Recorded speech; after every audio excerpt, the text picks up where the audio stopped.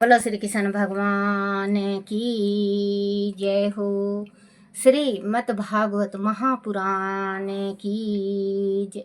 श्रीमद् भागवत महापुराण में 8वां अध्याय श्री कृष्ण के अन्य संस्कार और बाल लीलाएं। श्री सुखदेव जी ने कहा, परीक्षित, यदुवंशियों के कुल पुरोहित श्री गर्गाचार्य जी थे। वह बड़े तपस्वी थे। वासुदेव जी की प्रेरणा से वह एक दिन नंद बाबा के गोकुल में आए।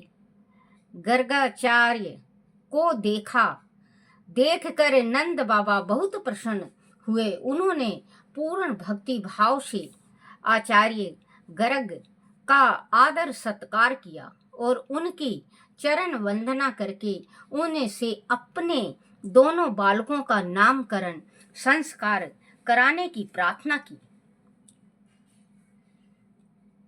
आचार्य गर्ग ने कहा, नंदी जी, मैं समस्त यदुवंशियों का आचार्य हूँ। आदि में इनका नामकरण संस्कार करवाऊंगा तो कंस तत्काल समझ जाएगा कि यह देवकी का 8वां पुत्र है।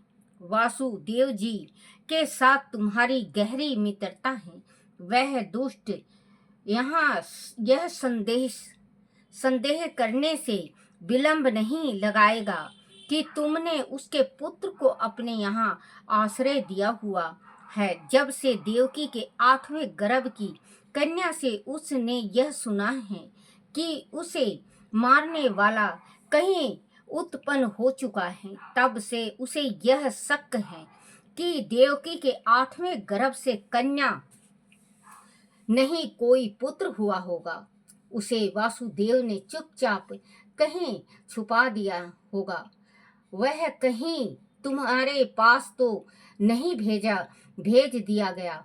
आदि मैंने इसका संस्कार किया और कंस ने इन्हें मार डाला तो हमसे बड़ा अन्याय हो जाएगा।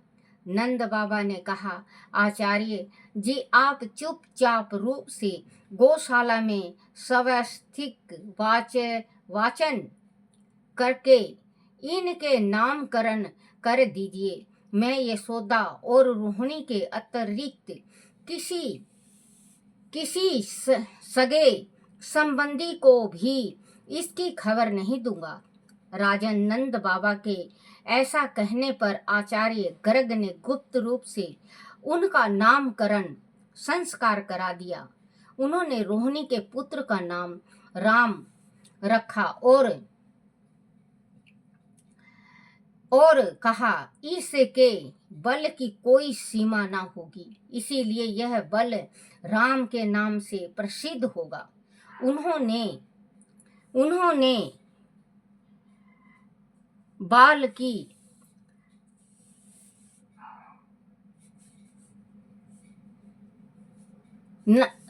रखा और कहा, इसके बल की कोई सीमा ना होगी, इसके लिए यह बलराम के नाम से प्रसिद्ध होगा। उन्होंने श्याम वरण यशोदा के पुत्र का नाम कृष्ण रखा। इस लोग श्याम और वासुदेव श्याम वरण यशोदा के पुत्र का नाम कृष्ण रखा। इसे लोग श्याम और वासुदेव नाम से भी जानेंगे। इसके अतिरिक्त इसके बहुत से गुणों के कारण इसके अन्य बहुत से नाम होंगे। यह लोक कल्याण करने वाला महान बालक होगा। समस्त गोप और गोवों को वह यह आनंदित करने वाला होगा। इसकी सहायता से तुम लोग बड़ी से बड़ी विपत्तियों को भी पार कर लोगे। ब्रज राज, पिछले युग की बात है कि एक बार पृथ्वी पर कोई राजा नहीं रह गया था। चोरों और डाकुओं ने लूट खसोट मचा रखी थी। तब पूर्व जन्म में इसी पुत्र की सहायता से उन लुटेरों पर विजय प्राप्त की जा सकी थी। जो भी इस शिशु से प्यार करेंगे वह बहुत भाग्यशाली होंगे। जैसे भगवान विष्णु की शरण में आए व्यक्ति को कोई पराजित नहीं कर सकता, उसी प्रकार में कृष्ण से प्रेम करने वाला कभी शत्रु से पराजित नहीं होगा, पराजित नहीं हो सकता। गुण, संपत्ति और सौंदर्य में कीर्ति और प्रभाव में शक्ति और ज्ञान में यह बालक साक्षात नारायण के समान है। तुम सावधानी पूर्वक इसकी रक्षा करना, क्योंकि शत्रु हर समय इस पर घात लगाए रखेगा। परीक्षित इस प्रकार गर्गाचार्य नंद बाबा को समझा बुझाकर अपने आश्रम लौट आए। उनकी बात सुनकर नंद बाबा सावधान हो गए। उन्हें आत्मिक आनंद भी हुआ कि इतना महान पुत्र उनके यहाँ जन्मा है। कुछ ही दिनों में राम और श्याम घुटनों के बल चलने लगे। फिर वह जरा बड़े होते ही ग्वाल बालों के साथ ग्वाल बालों के साथ गलियों में खेलने लगे। धूल मिट्टी से सने उन्हें देखकर उनकी माताएं प्रसन्न हो उठती और उनकी तरह तरह की शैतानियों को देख देख कर प्रसन्न होती रहती। थोड़ा बड़ा होते ही वह गोपियों से छेड़छाड़ करने लगे। उनके दही और दूध के मटके छीन लेते, उन्हें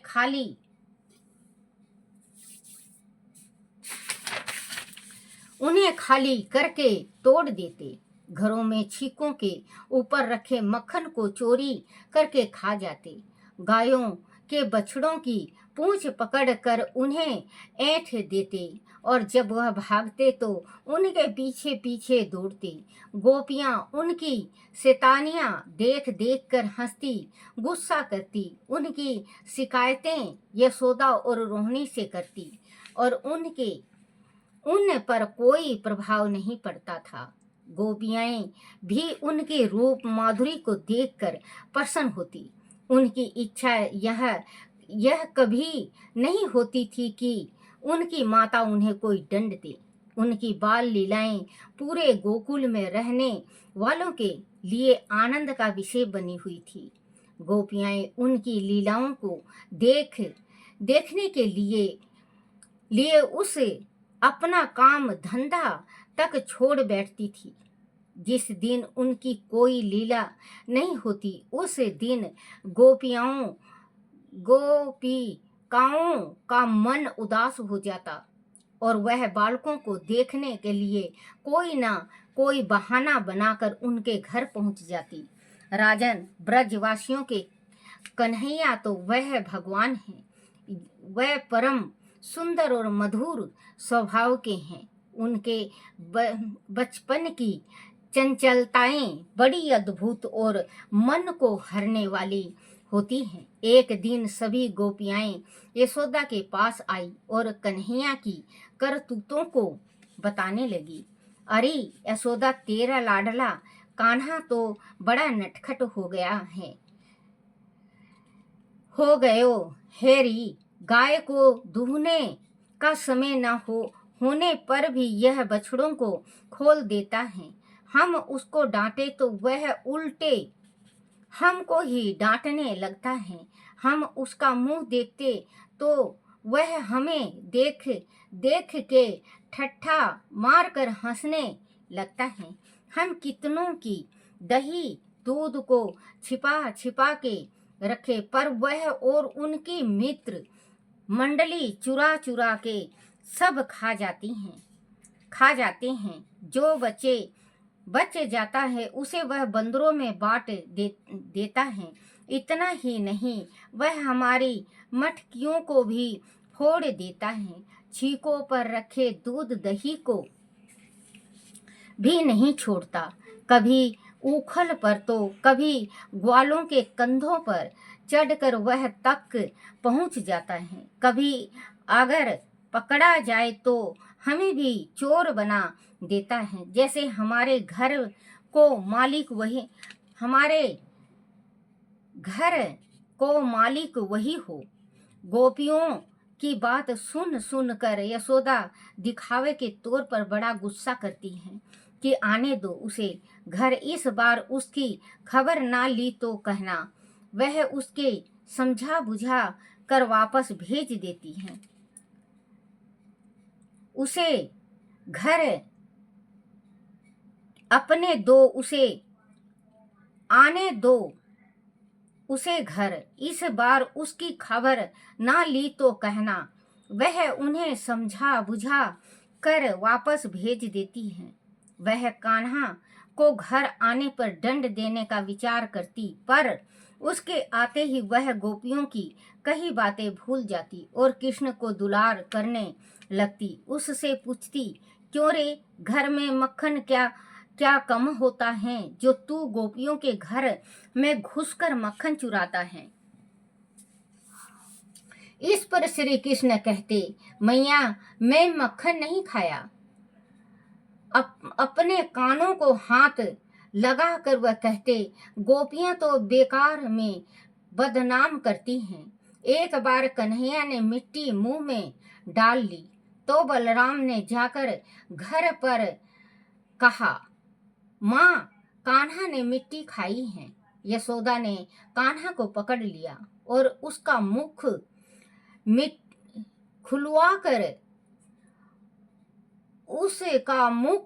खुलवा कर देखा कि सच क्या है। इस पर श्री कृष्ण ने मैया यशोदा से कहा, माँ मैंने मिट्टी नहीं खाई, दाऊ झूठ कह रहा है। अगर तुम्हें विश्वास न हो तो मेरा मुंह देख लो। यशोदा ने कहा, अच्छी बात है, तू जरा अपना मुख तो खोल कर दिखा। माता के कहने पर कृष्ण अपना मुख खोल कर दिखाते हैं। उसमें ब्रह्मांड को देखकर यशोदा सहम जाती है कि यह कौन है। मन ही मन उसे नमस्कार करती है और सोचती है कि यह कोई स्वप्न है या भगवान की माया, कि कहीं देखने में मुझसे कोई भ्रम तो नहीं हो गया। ऐसा लगता है कि मेरा इस बालक में कोई जन्म जात योग सिद्धि है। सब बातों को भूल कर वह श्याम को अपनी गोद में उठा लेती है और प्यार करती है। उसे लगता है कि वह सब लोगों की बनाई हुई बातें हैं। वह हंसकर हर बात को टाल जाती है। परीक्षित सारे वेद, उपनिषद, संख्याएं, योग और भक्त जन जिनकी लीलाओं को गाते हुए जरा नहीं थकते, उन्हें भगवान को यशोदा जी अपना प्रिय पुत्र मानकर अपनी गोद में हिलाती डुलाती रहती हैं। राजा परीक्षित ने पूछा, मुनिवर नंद बाबा ने और यशोदा ने ऐसा कौन सा बड़ा मंगलमय साधन किया था जो श्री कृष्ण ने उनका सहारा लिया। यशोदा के स्तनों से दूध पान करके श्री कृष्ण ने तो एक प्रकार से उन्हें मोक्ष पद ही दे दिया। भगवान श्री कृष्ण की अद्भुत बाल लीलाएं जो वह अपने ऐश्वर्य और महानता आदि भगवान श्री कृष्ण की अद्भुत बाल लीलाएं जो वह अपने ऐश्वर्य और महानता आदि को छिपाकर ग्वाल बालों में करते हैं, वह इतनी पवित्र है कि उनका श्रवण करने वाले सुनने वाले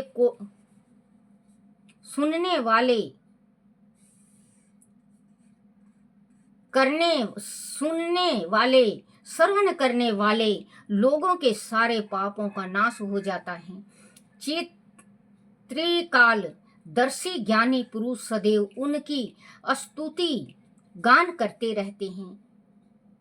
वह ही लीलाएं उनके असली माता पिता को देखने को क्यों नहीं मिली, परंतु नंद और यशोदा उनका सुख प्राप्त करते हैं। श्री सुखदेव जी ने कहा, परीक्षित, पूर्व जन्म में नंद बाबा एक श्रेष्ठ वसु थे। उनका नाम द्रोण था और पत्नी का नाम धारा था। एक बार ब्रह्मा जी ने उन्हें पृथ्वी पर जन्म लेने के लिए कहा। तब उनके आदेशों का पालन करने की इच्छा से उन्होंने कहा, भगवान, जब हम पृथ्वी पर जन्म लें तब जगदीश्वर भगवान श्री कृष्ण में हमारी प्रेममयी अन्य भक्ति हो। इस भक्ति से संसारी लोग अन्यास ही विपत्तियों से पार पा जाते हैं। ब्रह्मा जी ने कहा, ऐसा ही होगा। उनके आशीर्वाद से द्रोणा और धारा इस जन्म में नंद और यशोदा के रूप में जन्मे। राजन, इस जन्म में जन्म और मृत्यु के चक्र से छुड़ाने वाले भगवान श्री हरि ने जब श्री कृष्ण अवतार लिया तो उनके लालन पालन का अधिकार नंद और यशोदा को ही मिला। दोनों का उनके प्रति अन्य प्रेम हुआ था। बोलो श्री कृष्ण भगवान की जय हो। श्री कृष्ण गोविंद हरे मुरारी, हे नाथ नारायण वासुदेवाय, हे नाथ नारायण वासुदेवाय, हे नाथ नारायण वासुदेवाय। बोलो श्री कृष्ण भगवान की जय हो। बच्चों, ये जो श्री कृष्ण भगवान का जन्म का और ये खेल रहे हैं, खेल तमाशा दिखा रहे हैं, और ये जो बाल लीला, ये सुनने से हमारा जीवन जो है बच्चों धन हो जाता है। पढ़ने से, सुनने से, या किसी को बताने से, या जैसे मैं पढ़ के आप लोगों तक लाती हूँ इससे, तो बच्चों इससे हमारे 7 पीढ़ी तरते हैं। अगर हमारे घर में श्रीमद् भागवत महापुराण है तो आप एक अध्याय रोज पढ़ो और सूर्य देवता का 1 लोटा जल लो और रोज पढ़ो और आप सूर्य देवता को जल अर्पण कर दो। तो देखना बच्चों, जो हमारे पितर, कोई किसी के घर का प्रेत पितर बन जाता है, किसी के घर में पितर का दोष लगता है, क्योंकि आजकल हर एक के घर में पितर दोष, कुछ भी पतरा दिखा लो तो पितर दोष निकलेगा, किसी बूझा वाले के पास चले जाओ तो पितर दोष निकलेगा, किसी से पूछा करवाओ तो पितर दोष निकलेगा। हम कहीं पे भी जाके पूछते हैं तो हमारा सबसे पहले पितर दोष निकलता है। तो पितर दोष नहीं रहते। कहते हैं एक अध्याय भी भागवत का अगर घर में कोई पढ़ता है, कोई भी पढ़े, ये नहीं कि एक आप हो तो आप ही पढ़ो, घर में चाहे कोई भी, आपका बच्चा पढ़ ले, आप पढ़ लो, आपकी पत्नी पढ़ ले, माता पढ़ ले, पिता पढ़ ले, कोई भी पढ़ ले, एक अध्याय घर में अगर हम भागवत का रोज पढ़ते हैं तो हमारे जो पितर रुष्ट होते हैं, जो पितर दोष होता है, और किसी किसी के घर का जो प्रेत पितर बन जाता है, वो दोष हट के पितरों को मोक्ष मिलती है और हमें पितरों का आशीर्वाद। कहते हैं बेटा कि जिस घर में पितर राजी होता है, जिस घर के पितर राजी होते हैं, उसके घर के कुल की देवी और देवता राजी रहते हैं। उसके घर में कभी दलिद्र नहीं आता, जिसके घर के पितर राजी हैं। आज आधा जनों ने अमावस, सोमती अमावस भी करा है और आधा जने कल करेंगे अमावस। आज 11 बज के कुछ मिनट पे था अमावस, सोमती अमावस किसी ने माना है, किसी ने नहीं माना है। तो बच्चों, शाम को जो पितरों का ज्योत जलता है उसमें एक थोड़ा सा या गुड़ का भोग लगाओ। अपने पितरों का जरूर अमावस वाले दिन भोग लगाना चाहिए और सवेरे जल चढ़ाना चाहिए। तो बच्चों, आप पितरों का जरूर करो। एक अपनी आई हुई बहन बेटी को नाराज मत करो। अगर आपकी बहन बेटी नाराज होके चली जाए तो पितर रुष्ट हो जाते हैं, क्योंकि बहन बेटी के साथ हमारे जो कुल के पितर होते हैं वो उनके साथ आते हैं। उनके बच्चों के जो साथ होते हैं, जो भांजा जिनको कहा जाता है भांजा और भांजी, भांजा और भांजी पितरों के रूप में आते हैं।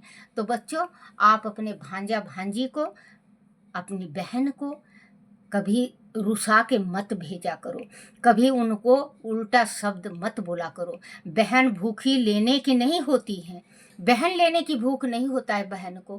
कोई कोई होता होगा हजारों में, मैं नहीं कह सकती, आजकल पांचों उंगली बराबर नहीं है किसी किसी को, लेकिन बच्चों पांचों उंगली बराबर नहीं होता, किसी को भूख नहीं होता, फिर भी आप लोग सुना देते हैं।